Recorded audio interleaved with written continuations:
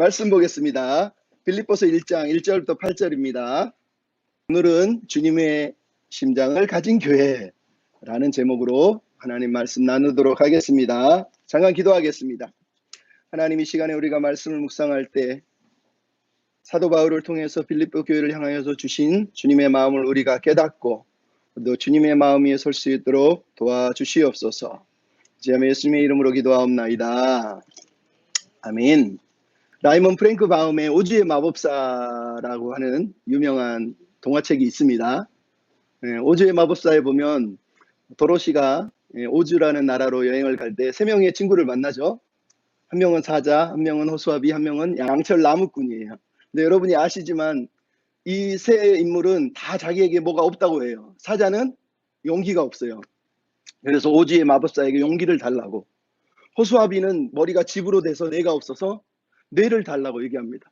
그리고 양철 나무꾼, 자기에게 따뜻한 감정을 느낄 수 있는 심장이 없어서 오즈의 마법사에게 심장을 달라고 이렇게 부탁하려고 도로시와 함께 오즈로 떠나게 돼요. 근데 오즈의 마법사의 여행을 하는 동안에 그들이 오즈의 마법사를 만나지도 않았지만 이미 자기들에게 그런 용기도 있었고 지혜도 있었고 따뜻한 심장도 있었다는 것을 나중에 깨닫게 되는 게 이 오즈의 마법사의 내용이거든요. 근데 재밌는 건 이 오즈의 마법사를 프랭크 바움이 쓴 이유는 그 당시 미국 사람들을 향한 비판이에요. 양철 나무꾼처럼, 이 깡통처럼, 기계처럼 삶을 기계적으로 사무적으로 사람을 대하면서 전혀 심장이 없는 사람처럼 살아가는 사람들을 빗대어서 양철 나무꾼이라고 하는 캐릭터가 등장을 하는 거예요. 근데 거기에 보면은 양철 나무꾼이 이런 얘기를 해요. 우리가 왜 오즈에 가냐? 오즈에 가면, 오즈라고 하는 곳은 사랑과 친절함과 서로를 기쁘게 해주는 것들만 있지, 거기는 돈으로 사고 팔면서 그게 전부인 것은 아니다. 만약 오즈가 돈으로 모든 걸 해결하는 곳이라면 세상과 다를 게 뭐가 있겠느냐.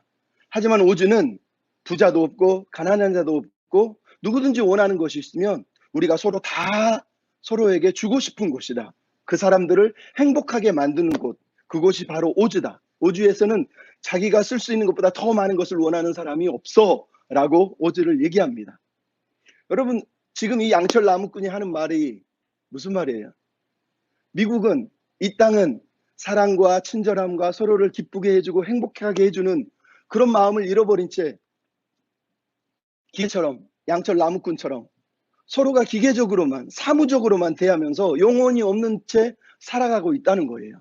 근데 양철 나무꾼이 사모하는 오즈에는 사랑과 친절과 기쁨과 행복이 있는 곳이라는 거예요. 여러분, 이 말이 우리 교회, 이 땅의 교회를 향하는 말 같지 않습니까? 저도 교회를 많이 다녔고 여러분도 많이 다녀봤지만 교회가 온통 하는 게 뭐예요? 일이에요. 일. 사람을 관계로 대하는 게 아니라 어떻게 하면 우리 사역을 위해서, 사업을 위해서, 교회 사업을 위해서 저 사람을 사용하고 이용하고 성도들을 이용해서 돈을 많이 또 들여서 다시 사업을 할까, 이런 생각을 한다는 거예요. 그래서 교회에 온 사람들이 마음의 안식을 누리지 못하고 기쁨이, 행복이 있는 게 아니라 중압감과 압박감 가운데 서로가 기계적으로, 사무적으로, 심지어 목회자들 사이에도 그런 모습으로 살아가는 게 너무 많다는 거죠. 그래서 이 양철 나무꾼의 이 말이 너무 의미가 있어요. 왜냐하면 오늘 본문에 나오는 사도 바울이 바로 이런 말을 우리에게 해주는 사람이거든요. 오늘 보면 8절에 뭐라고 그럽니까? 내가 예수 그리스도의 심장으로 너희 무리를 얼마나 사랑하는지라고 얘기합니다. 사도 바울은 그리스도의 심장을 가진 사람이라는 뜻입니다. 그리스도의 심장을 가졌다는 게 무슨 뜻이에요? 우리가 지난번에 고린도 전서를 봤지만 고린도 전서 2장에서는 뭐라고 그럽니까? 교회의 문제를 해결하는데 누가 주님의 마음을 알아서 예수 그리스도를 가르칠 수 있겠느냐 그러면서 교회가 주님의 마음을 가져야 된다고 얘기를 했어요. 그러면서 성도들에게 내가 그리스도를 본받는 것처럼 당신들도 나를 본받으십시오라고 고린도전서 11장 1절에도 자기가 그리스도를 본받는 것처럼 본받을 때 주님의 마음을 갖는다고 얘기하거든요. 근데 오늘 본문도 마찬가지예요. 사도 바울이 내가 그리스도의 심장을 가졌다라고 얘기하지만 이 말이 무슨 뜻이냐? 사도도 똑같은 말을 합니다. 빌립보서 3장 10절에 보면 내가 예수 그리스도를 본받아서 표대를 향해서 예수님을 닮은 삶을 살고 싶다. 여러분도 나를 본받으십시오. 그러면서 빌립보서 4장에 보면 나를 여러분도 본받아 주세요 하고 빌립보 교인들에게 또 똑같은 얘기를 하는 걸 우리가 보게 된다는 거예요. 무슨 말입니까? 사도 바울이라고 하는 사람은 그리스도의 심장을 가진 사람이에요. 그리스도의 심장을 가졌다는 건 예수님을 본받는 삶, 그 삶을 살아냈다는 거예요. 그 사도가 오늘 빌립보 교인에게 이 편지를 쓰면서 여러분도 나처럼 그리스도의 심장을 가지고 주님을 본받아서 살았으면 좋겠습니다라는 의미로 오늘 본문에 이 편지를 쓰고 있는 거란 말이죠. 그럼 여러분, 빌립보라고 하는 이 교회가 어떤 교회입니까? 우리가 잘 알지만 모르는 사람도 있어요. 사도 바울이 AD 49년에서 50년경에 2차 선교 여행을 떠나면서 사실은 저 동쪽으로 해서 흑해 연안 동북으로 해서 위로 올라가려고 동쪽으로 가려고 준비했는데 하나님이 갑자기 성령이 감동하셔서 너 그쪽으로 가지 말고 저 서쪽 유럽으로 가라라고 자꾸 막으세요. 그리고 환상 가운데 마게도냐라고 하는 에게 건너편에 있는 지금의 이탈리아 가기 전에 있는 마게도냐라고 하는 곳에서 꿈속에서 이리로 와서 우리를 도와주세요라고 하는 환상을 듣고 아 이게 하나님의 뜻이구나 하고 사도 바울이 드로아에서 배를 타고 마게도냐의 네아폴리라고 하는 항구에 도착해서 거기서 좀 들어가서 빌립보라고 하는 성에 들어가요. 근데 갔는데 빌립보는 유대인 해당이 없었고 그래서 기도하고 말씀을 전할 장소가 없었어요. 그래서 강가에 가서 기도처를 찾는데 여자들이 있는데 그중에 한 여자 루디아라고 하는 자주장사 여인이 있었는데 그들에게 사도 바울이 기도처를 찾는다고 하면서 자기가 누구인지를 말하는데 하나님의 성령이 루디아의 마음을 열었다고 성경이 됐어요. 마음을 열은 거예요. 그래서 사도 바울의 말을 듣고 이 여자가 하나님을 믿기로 결단을 하고 자기 집에 모셔서 모든 식구들이 예수를 믿고 빌립보의 첫 교회가 세워진 거예요.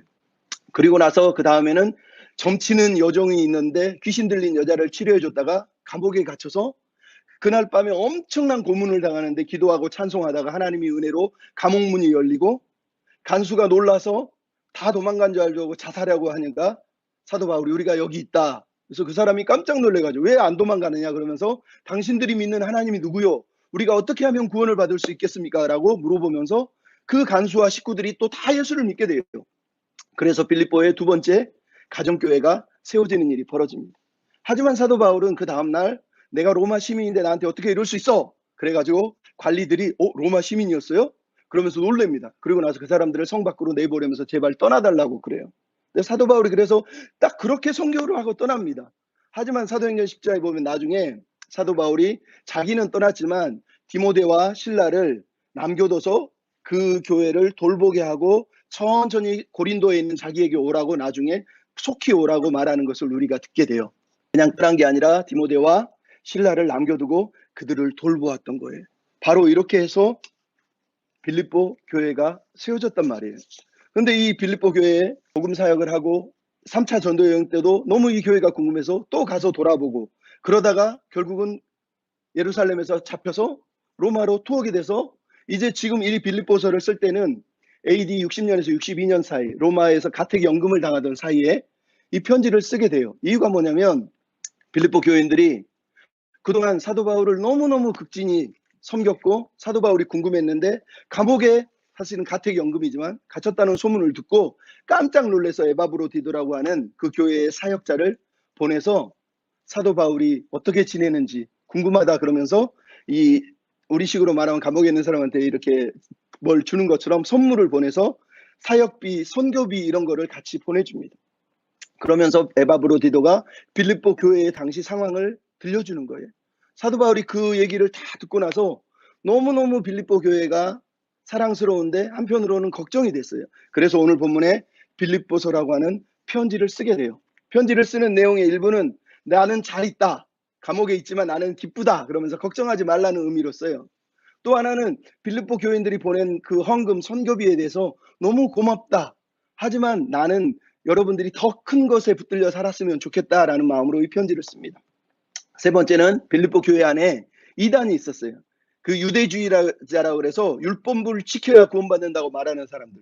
반대편에는 율법을 안 지켜도 우리는 아무렇게 살아도 된다고 말하는 반율법주의자들이 있었어요. 그들을 경계하기 위해서 이 편지를 쓰고 마지막으로는 교회 안에 분열과 다툼이 있었어요. 2장 4절인가 보면은 너희가 다툼과 허용으로 하지 말라 이렇게 얘기합니다. 산두개와 유오디아에게 서로 낮은 마음으로 겸손하게 섬기고 주 안에서 하나 되라라고 얘기합니다. 즉 교회 안에서 이제 10년 정도 된 작은 교회가 다투고 분열할 위기에 처해 있었던 거예요. 그래서 사도 바울이 이 교회를 향해서 이 빌립보 편지를 쓰고 있는 거예요. 근데 이 편지의 주제가 뭐라고요? 내가 그리스도의 심장으로 주님을 따라 사는 것처럼 여러분도 주님의 마음을 붙잡고 살았으면 좋겠습니다.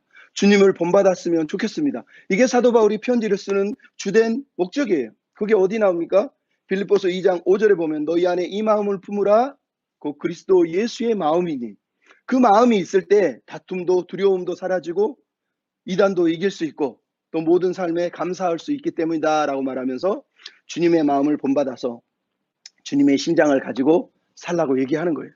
그럼 여러분 주님의 심장을 가진 교회, 사도 바울이 꿈꾸는 그 교회가 어떤 교회였을까요? 사도는 오늘 본문 1절 2절을 통해서 그 마음을 우리에게 들려주고 있습니다. 여러분 1절 2절의 내용을 한번 같이 읽어보겠습니다. 시작. 그리스도 예수의 종 바울과 디모데는 그리스도 예수 안에서 빌립보에 사는 모든 성도와 또한 감독들과 집사들에게 편지하노니 우리 하나님 우리 아버지와 주 예수 그리스도로부터 은혜와 평강이 너희에게 있을지어다. 이 인사말 속에 사도가 말하는 예수 그리스도의 심장을 가진 교회의 특징은 뭐냐? 겸손한 종의 마음으로 서로 협력하여 섬기는 것이라는 걸 강조하고 있어요. 여러분 오늘 본문에서 재밌는 게 뭐예요? 1절에 보면 예수 그리스도의 종 바울과 디모데라고 하는 말을 우리가 보게 돼요. 여러분 이 말이 왜 중요하겠어요? 빌립보라고 하는 도시를 알면 이 말이 엄청나게 중요한 말이라는 걸 알 수 있어요.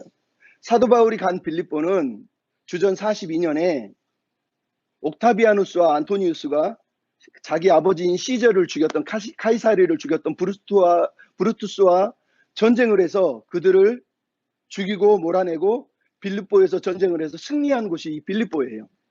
그래서 다른 모든 도시가 아닌 로마는 이탈리아 안에 있잖아요. 그래서 로마의 시민권을 이탈리아 사람들만 누렸는데 그 전쟁의 승리로 옥타비아누스가 빌립보라고 하는 것을 로마의 식민지라고 써있지만 사실 식민지가 아니라 우리식으로 말하면 로마라고 하는 도시의 한 주, 한 자치구로 인정을 해요. 그래서 빌립보는 유대교 회당이 없고 로마의 법과 로마의 습관, 관습, 로마의 모든 문화가 다 여기서 이루어지는 곳이에요. 단지 우상이 로마처럼 엄청난 우상들이 많았던 곳이에요. 그리고 또 뭐가 있겠어요?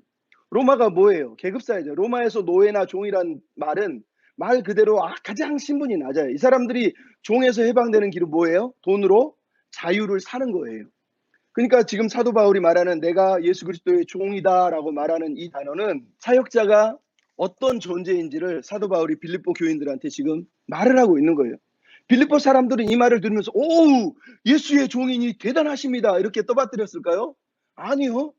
로마 똑같은 빌립보에서 종이라는 단어는 정말로 비천하고 낮고 하찮은 존재라는 것을 말하는 거예요.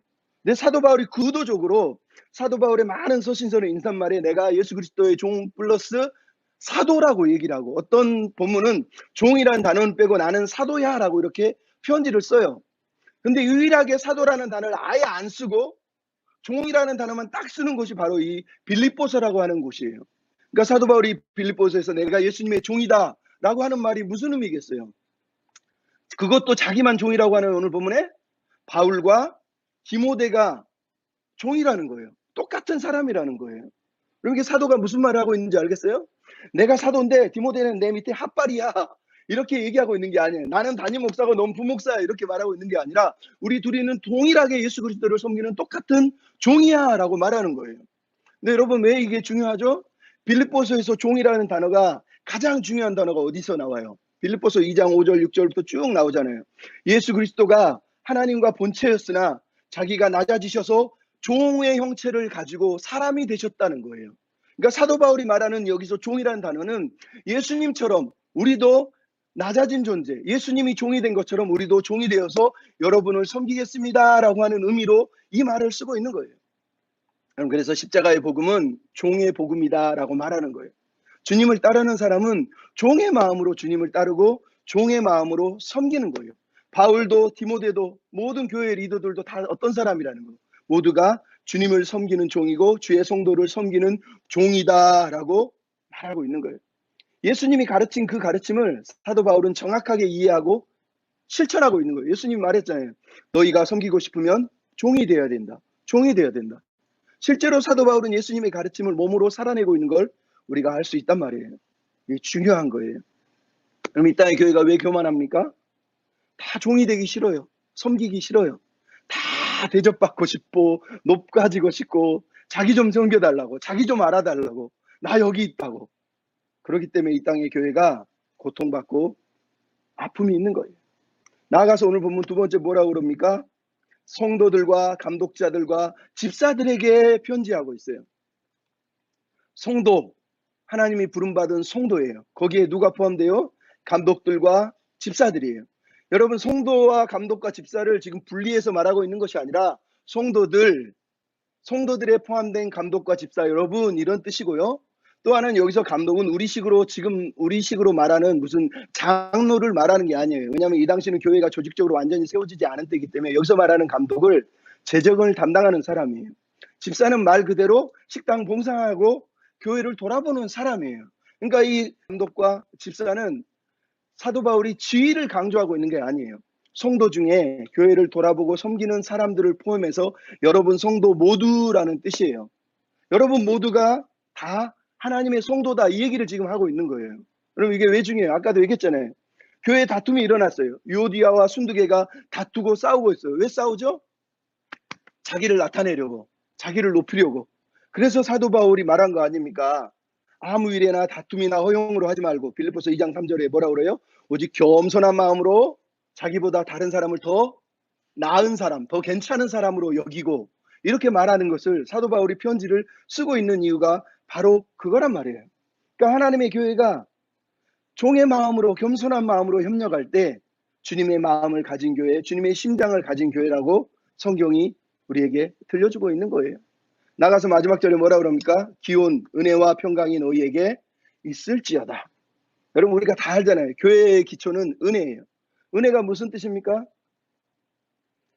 은혜는 자격 없는 자에게, 이런 뜻이 많이 우리가 통용은 되지만 실제로 은혜의 핵심은 심판받아 멸망받아 마땅한 사람들을 용서해 주신 것을 은혜라고 말하는 거예요. 우리는 이미 심판받아 마땅한데 그 사람들을 예수께서 십자가에서 죽으심으로 용서해 주신 그것을 은혜라고 말하는 거예요. 그러니까 은혜의 결과가 뭐냐? 바로 이어지는 평강이에요. 교회가 평강이 있는 이유는 은혜가 있을 때만 가능하다는 거예요. 그러니까 빌립보 교회가 왜 다투죠? 은혜가 사라지기 때문이에요. 하나님의 은혜가 얼마나 큰지, 나 같은 사람을, 이런 종을 구원해 주신 게 얼마나 감사한지를 잊어버렸기 때문에 서로 다투고 싸우고 있는 거예요. 그래서 사도 바울이 말하는 거예요. 여러분에게 은혜와 평강이 있었으면 좋겠습니다. 은혜를 알면 인생이 평강이 넘쳐나는 거예요. 사도 바울의 평강을 계속 얘기하죠. 빌립보서 4장에 보면 뭐라 그럽니까? 아무것도 염려하지 말고 기도와 간구로 하나님께 구해라. 그리하면 하나님의 평강이 너희 마음과 생각을 지킬 거라는 거예요. 그럼 이 땅을 살면서 어렵고 힘들 때마다 우리가 해야 될 일이 그거라는 거예요. 하나님의 은혜가 평강을 낳는 거예요. 은혜를 아는 사람은 삶에서 평강을 누리는 거예요. 그리고 감사하면서 그 평강을 유지하는 거예요. 빌립보 4장 9절 10절에도 뭐라 그럽니까? 너희는 내게 듣고 본바를 행하라. 그리하면 평강이 하나님 너희와 함께 하시리라. 그리고 뭐라 그러죠? 내가 궁핍하든지 가난하든지 배부르든지 풍부에 처달든지 일체의 비결을 배웠다는 거예요. 이게 무슨 말이에요? 평안하다는 거예요. 예수의 은혜를 가지고 살기 때문에 가난하나 부하나 나는 평안하다는 거예요. 오즈의 마법사의 량철 나무꾼이 말한 그 평안, 아무것도 원하지 않아요. 그저 감사하고 나눠주고 사는 거예요. 그게 바로 사도 바울이 우리에게 들려주고 있는 그 평강이라는 거예요. 여러분, 이게 주님의 심장을 가진 교회가 붙들어야 될 삶이에요. 여러분, 한국교회 트렌드라고 하는 책이 있어요. 해년마다 발간되는데 작년에 한국교회 트렌드라고 하는 책이 발간이 됐어요. 근데 거기 보면 한국교회에 이상 증후가 발생이 됐대요. 그게 뭐냐? 어시스턴트 포비아라고 하는 것이 많은 목회자들에게 교회 가운데 나타난다는 거예요. 어시스턴트 포비아가 무슨 뜻이에요? 어시스턴트는 옆에서 협력하는 거예요. 근데 포비아, 혐오가 발생하고 기피 현상이 일어났대요. 무슨 얘기냐? 사역 기피 현상, 즉 부교육자들이 더 이상 교회를 섬기고 싶지 않은 기피 현상이 일어났다는 거예요.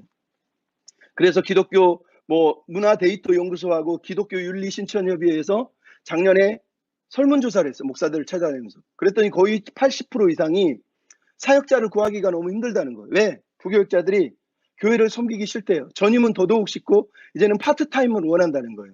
왜 그럴까요? 설문을 조사했더니 다 똑같은 일이에요. 첫째, 교회가 사례비를 너무 조금 주기 때문에 생계를 유지할 수 없다는 거예요. 왜냐면 이난 기초생활수 하인 기준으로 한 사람이 받는 게 몇 년 전에 320만 원 정도 했대요. 지금은 더 올랐겠죠? 근데 한국교회 족사 초봉이 담임 목사가 된 사람이 작은 교회들은 300만 원도 못 줘요. 전임 목사, 부목사는 270에서 220 사이를 줘요. 전임 전도사는 170 정도 줘요. 교육 전도사는 90에서 120 사이를 그것도 줄까 말까 하면서 살아요. 기초생활 수급은 올라가고 사람들이 생활하는데 유지비가 얼마나 많은데 이미 10년, 20년, 30년이 지났는데 교회가 주는 사례비는 똑같다는 거예요. 어떻게 사역을 하냐는 거예요. 너무 힘들다는 거죠. 왜 이런 일이 벌어졌어요? 담임 목사는 우리를 섬기니까 다 되죠. 근데 부교육자는 떠날 사람이니까 대강 써먹다가 기계처럼 사무처럼 그냥 얼굴 대면서 열심히 일해 이러고 나서 마음에 안 들면 쫓아내버리고 이러면서 헤어지는 거예요. 그러니까 교회가 성장을 하지 않죠. 은혜가 거기 어디 있겠어요? 평안이 어디 있겠어요? 이게 슬픈 교회라는 거예요. 제가 옛날에 2017년 6월 달에 페이스북을 하나 봤는데 영국의 한인교회를 섬기는 한 전도사님이 있었는데 목사님이 전도사님 우리 집으로 와봐요. 그래서 갔어요. 그랬더니 그 교회는 목사 사례비도 주기 어려운데 목사님이 전도사님 사례비예요 하고 사례비를 챙겨서 주더라는 거예요. 이미 목사님의 형편을 알고 가정 형편을 아는 이 전도사님이 목사님 사례비 안 받아요. 그리고 딱 던지고 어느 문을 닫고 집으로 도망가 버렸어요. 그랬더니 좀 있다가 자기 집에 땡땡땡동 초인종이 울렸어. 그래서 전도사님 문을 탁 열어봤더니 자기 집 앞에 목사님이 장을 받아가 돈을 안 받으니까 장을 받아가 그냥 갖다가 막 먹을 걸 갖다 놓은 거예요.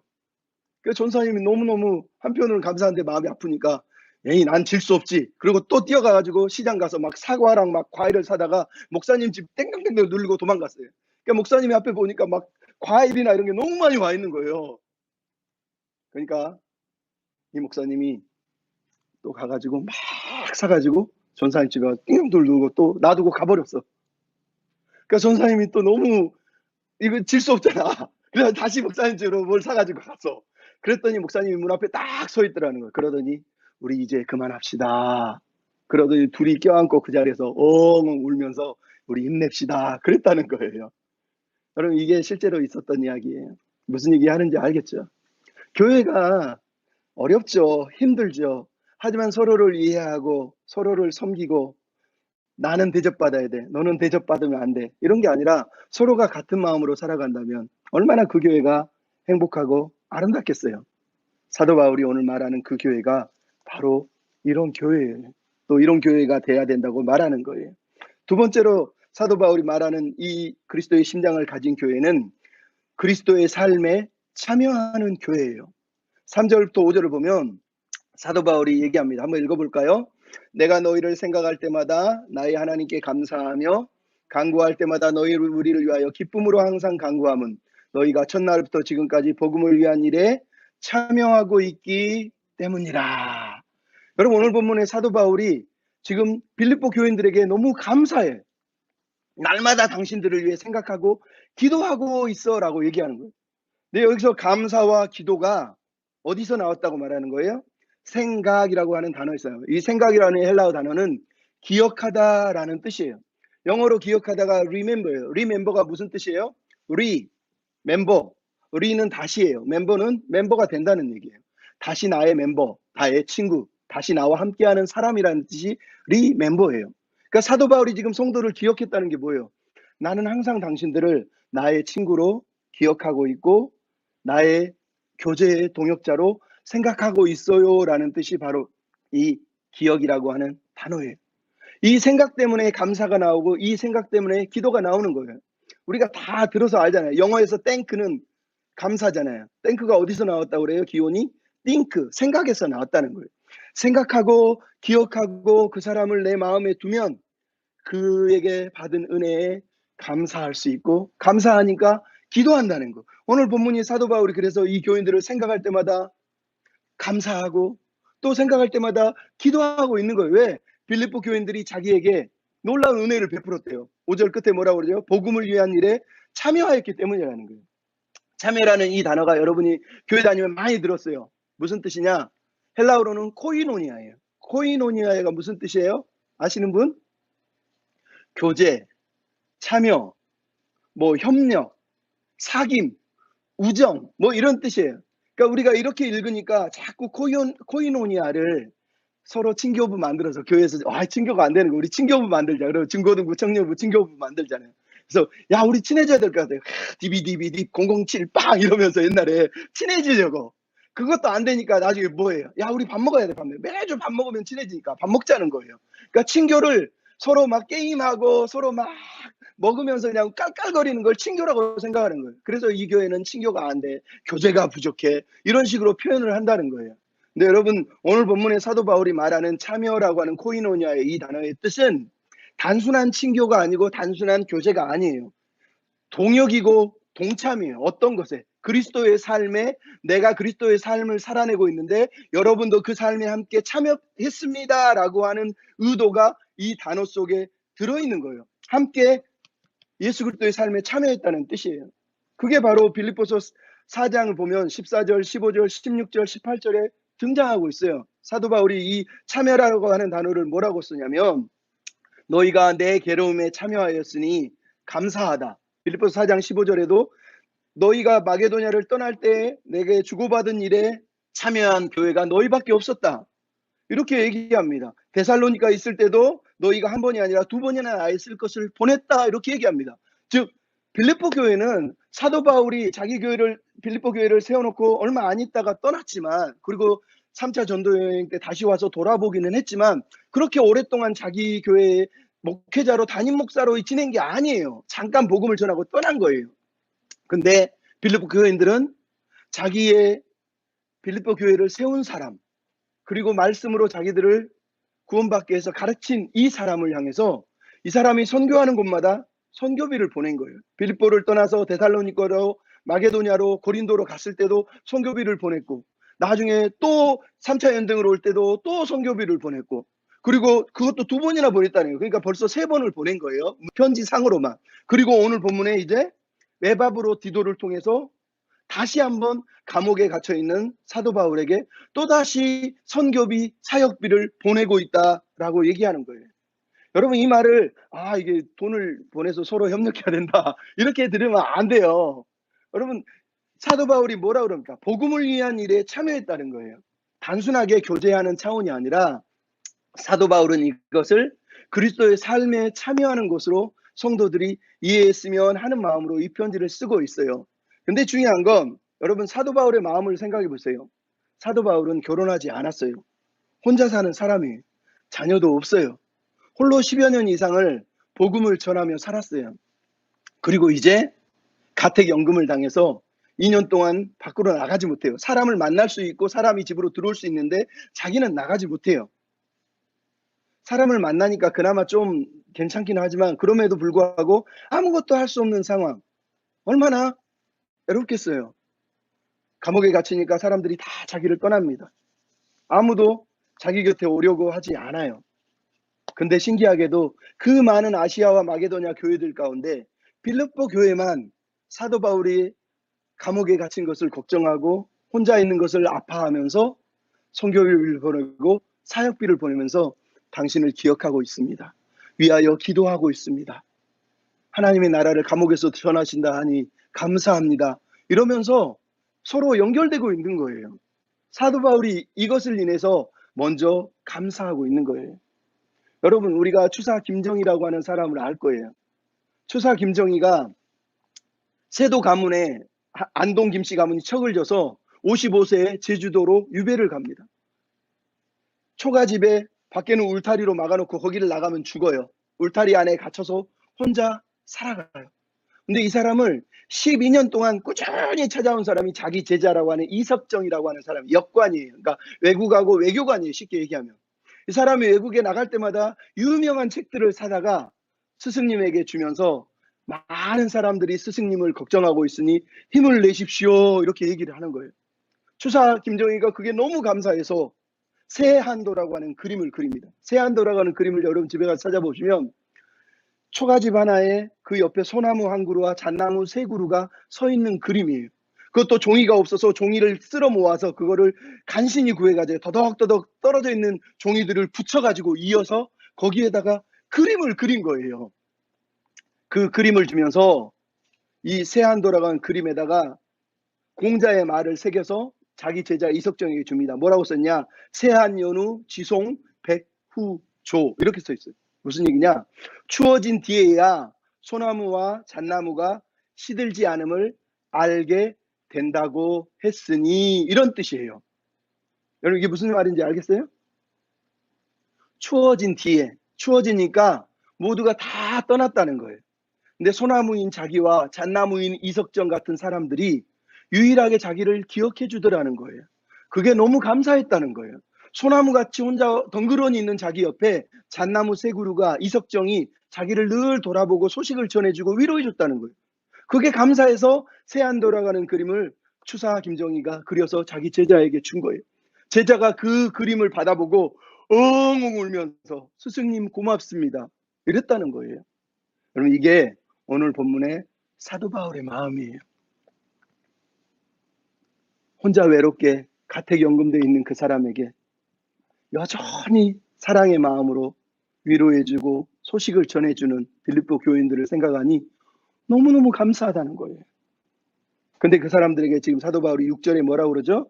너희 안에 착한 일을 시작하신 이가 그리스도의 날까지 이루실 줄을 확신하노라. 이 교제를 사도 바울은 빌립보 교인들의 착한 마음이라고 말한 게 아니라 하나님이 그들에게 착한 일을 시작하신 것이라고. 그리고 이 착한 일이 마침내 하나님의 은혜로 온전해질 것이다 라고 얘기를 하고 있는 거예요. 즉 빌립보 교인들에게 당신들이 나에게 헌신한 거 감사한데 이 헌신을 단지 남을 도와주고 동정하는 의미로 받지 하시 마시고 내가 하나님의 나라를 위해서 하나님이 내 안에서 시작하신 어떤 일이라고 생각하십시오. 이렇게 얘기를 하고 있는 거예요. 그 일이 뭐겠어요? 1장 11절에 보면 하나님이 우리 안에 의의 열매를 가득 맺게 하는 거. 그게 하나님의 일이에요. 2장 13절에 뭐라고 그러죠? 너희 안에 거하시는 이는 하나님이시니 그가 너희 마음에 소원을 두고 행하시느니라. 즉 우리 안에 계신 하나님께서 하나님의 나라를 위해서 지금 큰 일을 하고 있다는 거예요. 그것을 가르쳐서 착한 일이라고. 착한 일이 아가도스라고 하는데 이게 창세기 1장에 뭐가 나와요? 하나님이 세상을 창조하시고 보기에 좋았더라 할 때 그 히브리어의 그 토부하고 똑같은 좋은 일, 선한 일이라는 뜻이에요. 즉 무슨 얘기예요? 하나님이 이 빌립보 교인들을 통해서 하나님의 나라가 확장되고 하나님의 복음이 진보되는 새 창조의 일에 새로운 피조물, 새 사람들을 만들고 지어 가셔서 이들을 통해서 일을 시작한다는 거예요. 그리고 그 일이 마침내 이루어질 것이다 라고 얘기를 하는 거예요. 그러면 여러분 사도 바울이 이 빌립보 교인들 안에 하나님이 행하신 착한 일을 통해서 하나님이 지금 마침내 이루실 일이 어떤 일일까요? 무슨 일일까요? 그것을 오늘 보면 7절에 사도 바울이 얘기합니다. 한번 읽어볼까요? 내가 너희 무리를 위하여 이와 같이 생각하는 것이 마땅하니 이는 너희가 내 마음에 있으며 나의 매임과 복음을 변명함과 확정함에 너희가 다 나와 함께 은혜에 참여한 자가 됨이라. 사도 바울은 지금 너희 안에 착한 일을 시작하신 하나님의 은혜로 너희가 나와 함께 은혜에 참여한 자가 되기를 원한다는 거예요. 이미 은혜로 사도 바울을 섬기고 있는데 사도 바울은 지금 빌립보 교인들에게 너희가 더 나아가서 하나님의 은혜에 온전히 참여하는 자가 됐으면 좋겠어 라고 말하면서 자기의 현재 상황을 고린도 교인들이 동일하게 어떤 의미에서 똑같지는 않지만 동일한 심장으로 느끼고 살았으면 좋겠어 이런 의미로 편지를 쓰고 있어요. 그 기대가 무엇일까요? 더 깊은 차원의 참여로 부르고 있는 거예요. 그냥 단순하게 섬기고 나누는 차원이 아니라 그리스도를 본받아가는 그리스도와 똑같은 삶을 살아내는 그 그리스도의 고난에 참여하는 자로 지금 세우고 싶은 거예요. 그래서 사도 바울이 뭐라 그러죠? 7절 뒤에 보면 나의 매임과 매임이 뭐예요? 가택연금이잖아요. 근데 실제 단어의 뜻은 찾고 쇠사슬, 투억 이런 뜻이에요. 그러니까 사도 바울은 감옥에 갇혀서 지금 가택연금이지만 결국은 매여 있는 상황이잖아요. 이게 누구예요? 예수님이 법정에서 빌라도의 법정에서 붙들려서 뭐 있던 그 예수님과 자기를 동일시하고 있는 거란 말이에요. 그리고 나서 바로 이어서 뭐라고 그러죠? 변명함과 학정함, 변명함과 학정함을 통해서 은혜에 참여하기를 원한다고 얘기합니다. 여러분, 이 말이 되게 중요해요. 변명하다는 말은 우리식으로 나 잘못했는데 변명하다 이런 뜻이 아니에요. 변호하다, 변증하다 이런 뜻이에요. 근데 한글로 변명하다 써놓으니까 되게 부정적으로 느끼는데, 변호하다는 거, 변증하다는 뜻이에요. 확증하다, 확정하다 이게 무슨 뜻이에요? 확고하다, 결단을 내렸다, 물러서지 않는다, 뒤로 후퇴하지 않는다 이런 뜻이에요. 근데 여러분, 이 변명하다는 단어가 아폴로기아예요. 그 당시 빌립보 교인들에게 아폴로기아, 변명 그러면 누가 떠오를까요? 소크라테스가 떠오르죠. 기원전 이미 5세기에 4세기에 플라톤, 소크라테스의 제자가 소크라테스를 기억하고 그의 가르침을 기억해서 쓴 책이 아폴로기아 소크라투스, 그래서 소크라테스의 변명이라고 하는 책이 있어요. 그 당시 헬라 철학을 숭상했던 마게도니아 사람들은 다 헬라인이잖아요. 그들에게 플라톤과 아리스토텔레스 그리고 소크라테스는 최고의 성인이고 위인이에요. 근데 그 중에 하나가 소크라테스의 변명, 아폴로기아라고 하는 책이 있어요. 변호, 변증이라는 책이에요. 그 내용이 뭘까요? 소크라테스가 그 당시 헬라 아테네 사람들이 믿는 신들을 안 믿는다 그래서 너는 신을 믿지 않아, 우리 신을 거절했어라는 의미로 소당해서 투옥이 돼요. 그리고 심판을 받아서 나중에 사형을 당해서 죽습니다. 근데 죽기 전에 소크라테스가 나 살고 싶어요, 나 살려주세요 이렇게 자신을 변호한 게 아니라 이런 얘기를 합니다.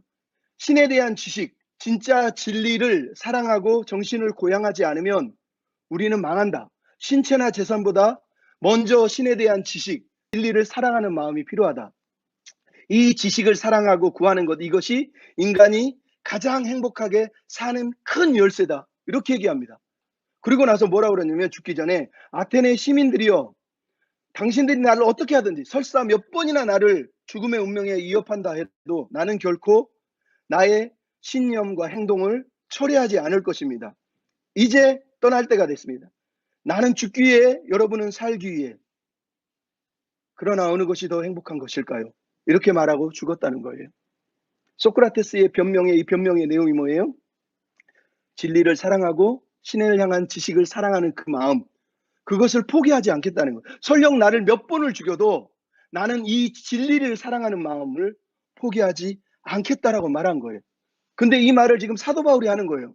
내가 하나님의 복음을 향한 변명, 변증, 확증, 확고한 결단을 내렸다는 거예요. 이게 무슨 얘기예요? 사도 바울이 말합니다. 빌립보 10절 21절에 내가 살든지 죽든지 내 몸에서 예수 그리스도가 존귀하게 되기를 원하고 나는 사나 죽으나 주님의 것입니다. 여기서 끝납니까? 나중에 빌립보 3장 8절은 뭐라고 하죠? 내가 모든 것을 해로 여김은 예수 그리스도를 아는 지식이 가장 고상하기 때문이라는 거예요. 여러분, 이 말을 듣는 사람들 무슨 생각하겠어요? 소크라테스가 생각나잖아요. 소크라테스가 진리를 위해서 살든지 죽든지 오직 진리를 알고 그 지식만을 배우기를 사모하다가 죽었다는 거예요. 살려달라고 얘기한 게 아니라 그게 진짜라고 믿었기 때문에 그렇게 살다 죽었다는 거예요. 사도 바울이 지금 자기가 그 얘기를 하는 거예요. 내가 왜 예수 그리스도를 믿고 감옥에 갇혀 있는지 아느냐? 여러분, 나는 예수 그리스도를 닮아서 그리스도의 고난에 참여하고 그의 죽음까지 본받아 살고 싶어서 그런 겁니다. 나는 이 변증, 내 복음, 내가 믿는 하나님, 내가 믿는 예수 그리스도에 대한 이 복음을 절대로 포기하지 않을 겁니다. 설령 내가 죽더라도 나는 예수 그리스도만 존귀하게 할 겁니다. 이것보다 더 귀한 지식이 어디 있습니까? 라고 말하면서 이 편지를 쓰고 있는 거예요. 그래서 사도 바울이 빌립보서 3장 10절에 뭐라고 해요? 내가 그리스도의 죽으심과 그 고난을 나도 본받아서 살고 싶다고 얘기하는 거예요. 그러니까 사도 바울이 이 편지를 쓰는 지금 이 7절 내용은 그냥 읽으면 뭐 변명, 확증 뭐 되게 쉬운 말이지만 그게 아니에요. 나는 복음을 위해 예수 그리스도를 위해서 살든지 죽든지 이 진리를 붙들고 살 것이고 그렇게 사는데, 여러분도 그런 그리스도의 고난에 참여해서 나와 함께 그런 예수 그리스도의 심장을 가지고 살았으면 좋겠습니다라는 의미로 이 단어를 쓰는 거예요. 그래서 맨 끝에 함께 은혜에 참여했다는 이 신코이노노스라고 하는 단어는 공동 참여자, 공동 유산 소유자라는 뜻이에요. 그러니까 함께 내가 예수 그리스도의 새 언약의 참여자가 된 것처럼 여러분 모두 나와 함께 공동 언약의 참여자가 돼서 예수 그리스도의 고난에 함께 참여해서 함께 그리스도를 본받아가는 자리까지 나아갑시다. 이런 의미의 초대로 이 편지를 쓰고 있었던 거예요. 그럼 이해하십니까? 그러니까 사도 바울은 단순하게 야 우리 교제가 부족한 것 같아. 우리 007 빵 하면서 밥 한번 맛있게 사 먹으면서 우리 서로 그냥 친하게 지내. 이렇게 편지를 쓴 게 아니라는 거야. 아유 헌금 내주셔서 감사합니다. 아이고 기도해 주셔서 감사합니다. 아이고 나를 섬겨 주셔서 감사합니다. 이렇게 쓴 게 아니에요.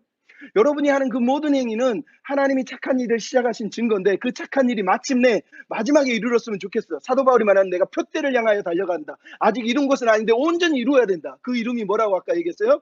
그리스도를 본받는 거예요. 사도 바울은 새해가 될 때마다 여러분도 표대를 붙잡으십시오. 새해의 비전과 계획을 가지고 살아가십시오.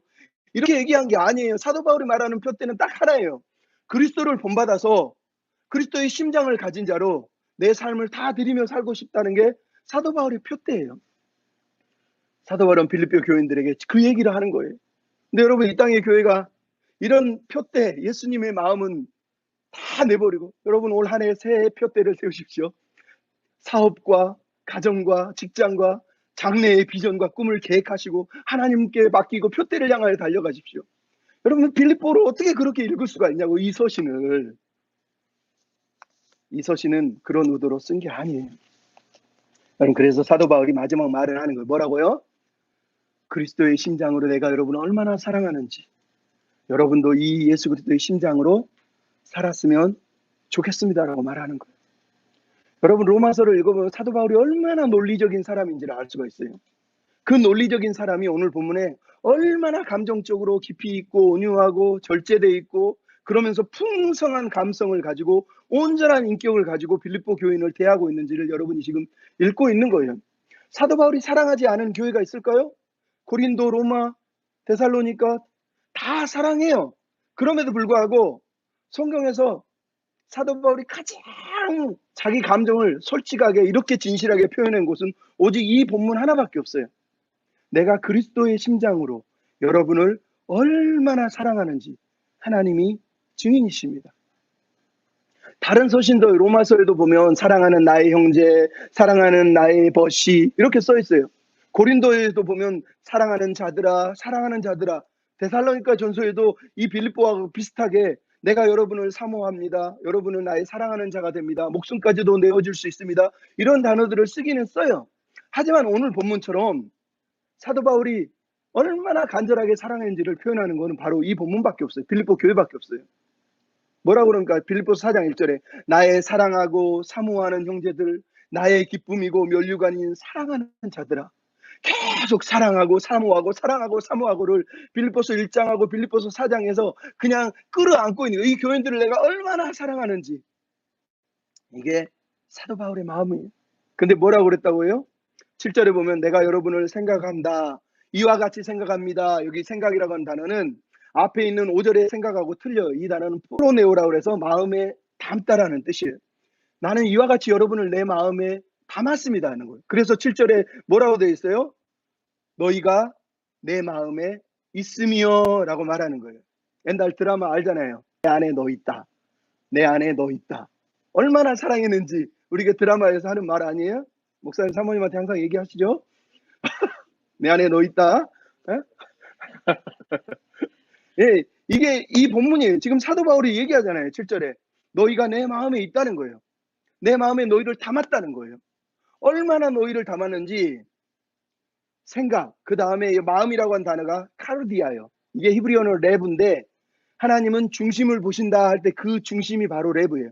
이 레브는 지성, 감정, 의지를 통합하는 단어를 얘기해요.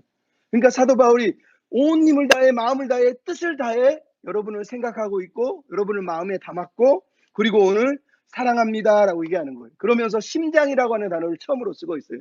유일하게 사도 바울이 쓰는 단어가 심장이에요. 스플랑크논이라고 하는 단어는 내부, 창자 이런 뜻이에요. 그래서 여기서 나오는 게 스플랑크니 조마이스와에서 불쌍히 여기다, 긍휼히 여기다 이런 단어가 바로 여기서 나와요. 스플랑크논이라고 하는 거. 이게 무슨 얘기예요?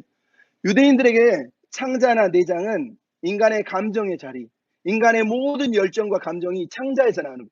여러분 우리가 장을 잃었을 때 장이 끊어질 것처럼 아프다고 해요. 애간장이 탄다 이러잖아요. 애간장이 타는 거예요. 이게 장이 너무너무 아플 때를 말하는 거예요. 사랑할 때 그리고 아플 때 느끼는 게 장이 끊어지는 아픔이에요. 그게 지금 사도 바울이 하는 이 심장은 하트를 말할 수도 있고 내장을 말할 수도 있고요.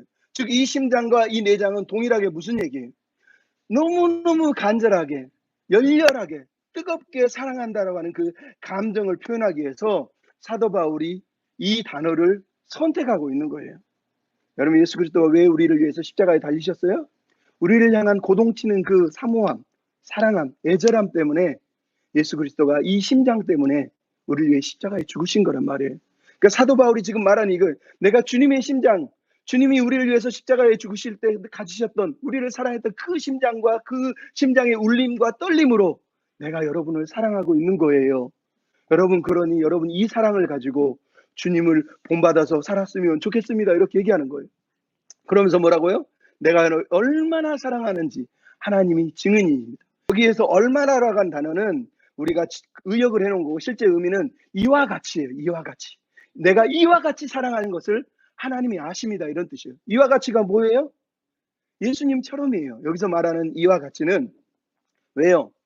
다시 처음으로 앞에 얘기했던 것처럼 하나님이 어떤 증인이라는 거예요. 성경에 보면 예수 그리스도는 충성되고 참된 증인이다라고 계시록 얘기하면서 하나님이 세운 진짜 증인은 예수님이다라고 얘기합니다. 즉 하나님도 예수님의 사역을 보고 예수님을 인정했다는 뜻이죠. 근데 오늘 본문의 사도 바울은 하나님이 내 사랑의 증인이다 그러면서 하나님을 지금 불러드리고 있어요. 어떤 증인이란 얘기입니까? 다시 돌아가면 빌립보서에 보면 뭐가 나옵니까? 빌립보서 2장 8절에 예수님이 자기를 죽기까지 복종하셨으니 십자가에 죽으신 것이라. 이 죽음처럼 빌립보서 1장 21절 뭐라고요? 내가 사는 것도 그리스도고 죽는 것도 그리스도라. 이렇게 얘기합니다. 빌립보서 2장 17절에는 여러분의 재물과 섬김 위에 나를 천재로 드릴지라도, 즉 나의 목숨을 다 부어서 드릴지라도 나는 기뻐하고 기뻐하겠습니다. 이렇게 얘기해요. 그리고 나서 빌립보서 3장 10절, 아까 다시 얘기하지만 이게 주제이기 때문에 내가 그리스도의 부활의 권능과 고난에 참여함을 알고자 그의 죽으심을 본받아 살고 있습니다 라고 얘기하는 거예요.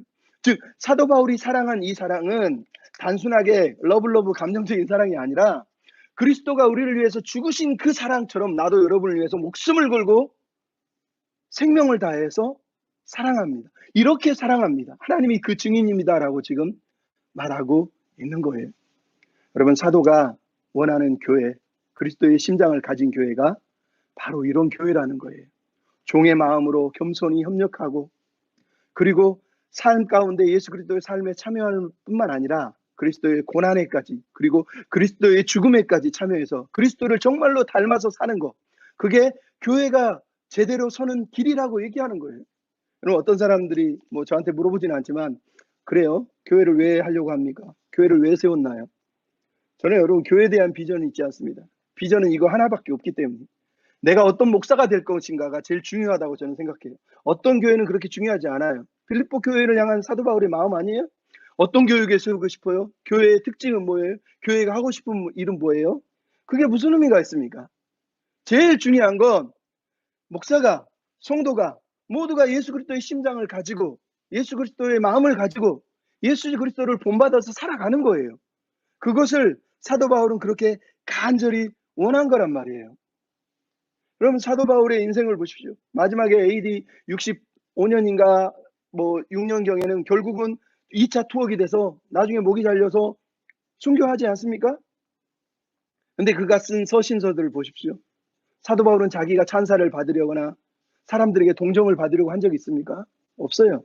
오히려 항상 마치 남들이 볼 때 정신 나간 사람처럼 복음을 위해서, 예수님을 위해서 그렇게 살다가, 그리고 성도를 향해서 섬기다가 죽은 거예요.